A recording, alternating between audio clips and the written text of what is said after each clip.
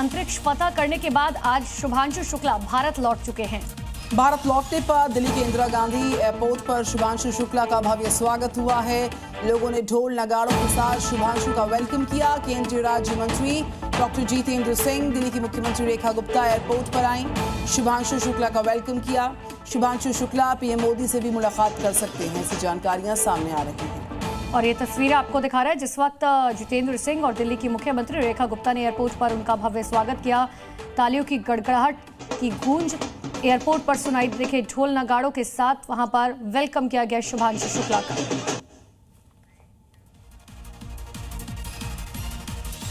मध्य प्रदेश के बड़वानी में मूसलाधार बरसात की वजह से नदियां लगातार उफान पर हैं और जिससे नदी के किनारे बने हुए मकानों और दुकानों में पानी भर गया, जबकि वहां मौजूद गाड़ियां सैलाब में बह गई। क्योंकि नदी की रफ्तार इतनी तेज थी कि उसके सामने गाड़ियां पल भर भी टिक नहीं सकी।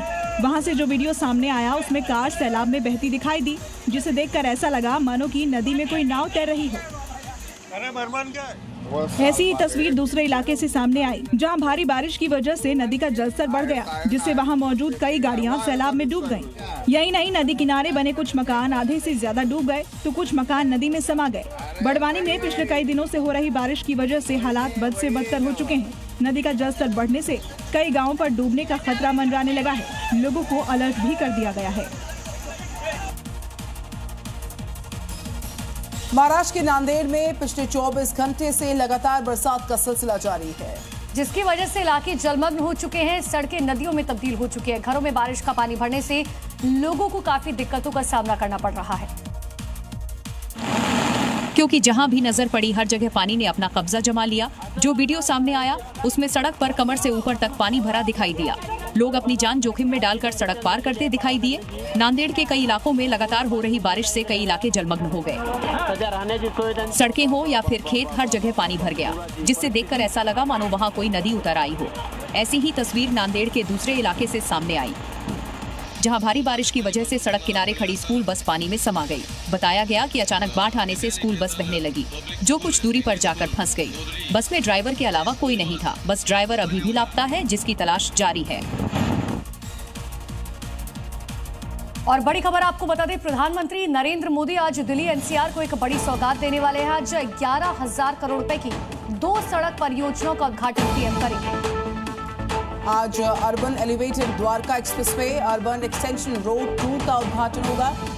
इस एक्सप्रेसवे से गुरुग्राम के ट्रैफिक जाम में कमी आ पाएगी। एयरपोर्ट पहुंचने का समय कई गुना कम हो जाएगा।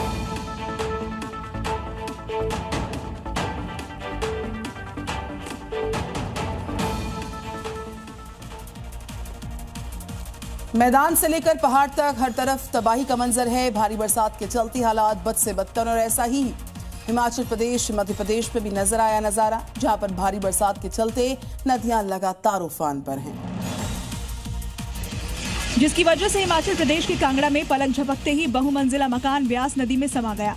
वहां से जो वीडियो सामने आया उसमें ब्यास नदी उफान पर बहती दिखाई दी, जिसकी वजह से उसके पास बने मकान की नींव कमजोर पड़ गई, जिससे बहुमंजिला इमारत का एक हिस्सा नदी में बह गया। ऐसी तस्वीरें मध्य प्रदेश के खरगोन से सामने आई, जहां मूसलाधार बारिश से नदी उफान पर आ गई, जिसकी लहरें कई मीटर ऊपर तक उठती दिखाई दी।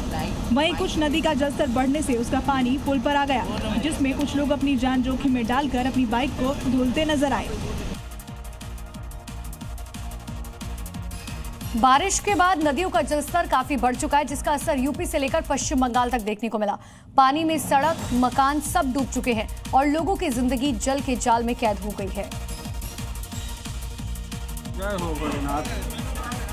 देखिए, शारदा नदी के बीच खड़ा मंदिर देखते ही देखते जड़ से हिल गया और फिर गड़गड़ाहट की आवाज के साथ पानी में समा गया।